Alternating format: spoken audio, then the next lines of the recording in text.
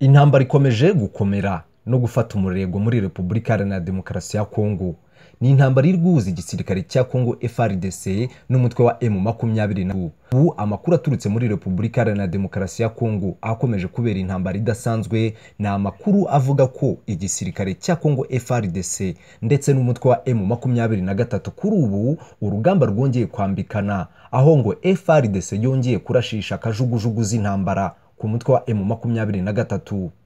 Igisirikare cya Repubulika Iharanira Demokarasi ya Kongo FARDC gikomeza ku myanzuro yo guhagarika imirwano, kuko kuri uyu wa gatanu cyongeye kugaba ibitero bikomeye ku birindiro by'umutwe wa M23. Iki gisirikare kandi kikaba cyongeye kwifashisha indege z'intambara. Ku rundi ruhande FARDC noneho yiyambaje abahoze mu gisirikare ngo bayifashe kwirukana umutwe wa M23. Iki gisirikare cyagero Ukraine.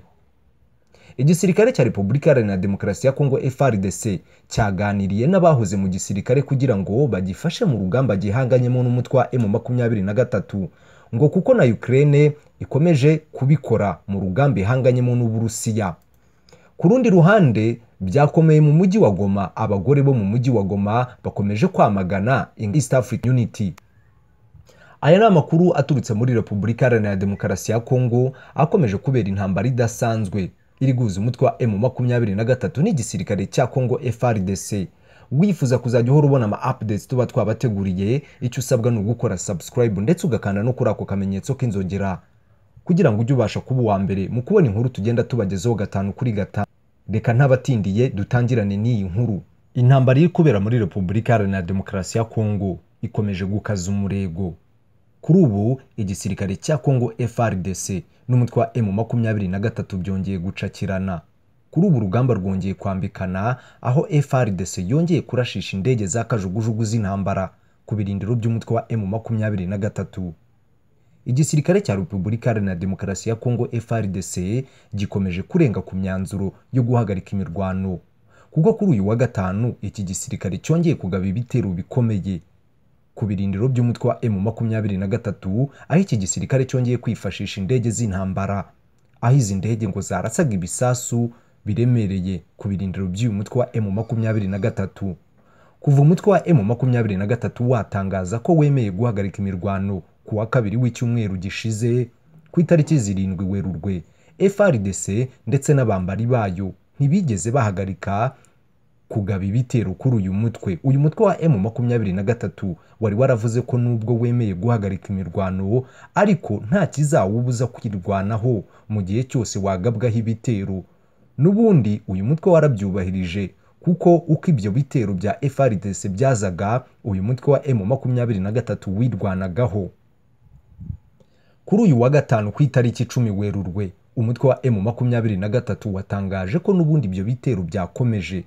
Perezida wa M23 Bertrand Bisimwa mu butumwa yanyujije kuri Twitter yagize ati: ku isaha ya 5:36 igisirikare cya Kongo FARDC gifatanyije na FDLR na Mai Mai n'abacanshuro noneho bakoresheje kajugujugu z'intambara mu bitero byabo byagabwe ku birindiro bya M23 birimo ibyabereye muri lokalite ya Nero.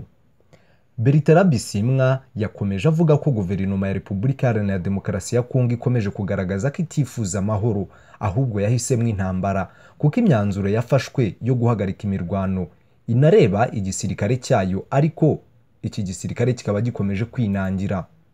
Ku rundi ruhande FARDC noneho yiyambaje abahoze mu gisirikare ngo bayifashe kwirukana umwanzi wabo ariwe M23, ibaha urugero kuri Ukraine. Igisirikare cya Repubulika Iharanira Demokarasi ya Kongo FARDC cyaganiriye n'abahoze mu gisirikare kugira ngo bagifashe mu rugamba gihanganyemo n'umutwe wa M23, ngo kuko na Ukraine yabikoze mu rugamba ihanganyemo n'Uburusiya. FARDC imaze iminsi ihanganye n'umutwe wa M23 mu mirwano iki gisirikare cya leta cyahuriyemo n'uruva gusenya, kuko uyu mutwe wagiye ugikubitira hareba Inzega, ukacyamurura ndetse ukacyamura ibice byinshi bigiye bitandukanye. Muri iyi ntambara kandi FARDC nubwo yagiye itsindwa kenshi, isanzwe ifatanya n'imitwe irimo FDLR, Nyatura n'imitwe ya Mai Mai na Pareko, FCLS ndetse n'abacancuro bo mu mutwe w'Abarusiya uzwi nka Wagner.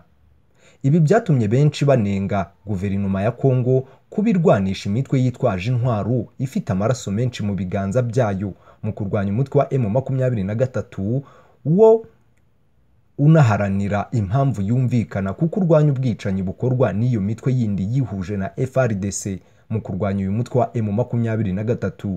Minisitiri w'ingabo wa Kongo Gilbert Kabanda wagiranye ikiganiro n'abahoze mu gisirikare cya FARDC yavuze ko nabo bakeneweho umusanzu mu rugamba ruhuje FARDC n'umutwe wa M23.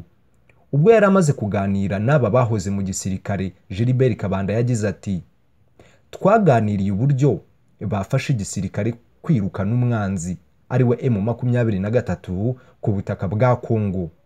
Byaba ngombwa aba barwanyi ba M23 bakirukanwa bagasubira mu gihugu cyabo cy'u Rwanda. Yakomeje agira ati: murabizi ko na hariya muri Ukraine mu rugamba ihanganyemo n'Uburusiya ntabwo ari abasirikare gusa bari kuri uru rugamba, harimo n'abaturage baje gufasha igisirikare cya Ukraine mu kurwanya Uburusiya. Natwe rero tugomba kwiyambaza abana bacu ngo bagende bafashe igisirikare cyacu kugira ngo birukane umwanzi wacu.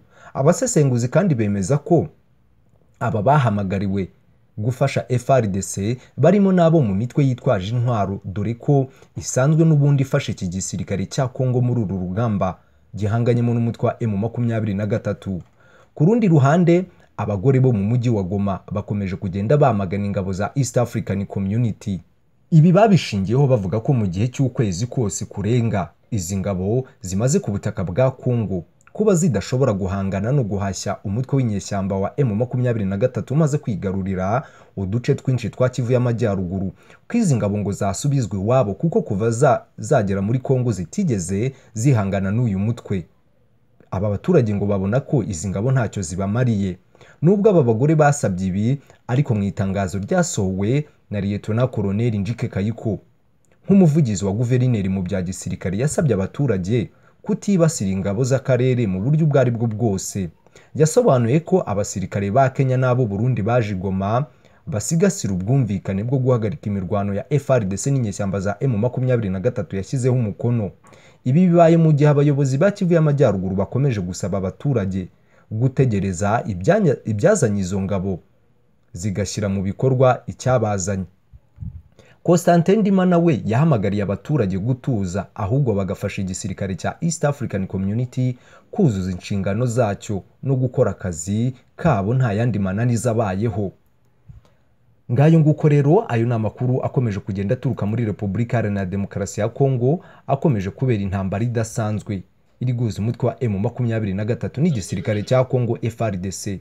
Wifuza kuzajya uhora ubona ama updates tuba twabateguriye, icyo usabwa ni ugukora subscribe ndetse ugakanda no kuri ako kamenyetso k'inzogera kugira ngo ujye ubasha kuba uwa mbere mu kubona inkuru tugenda tubagezaho 5 kuri 5.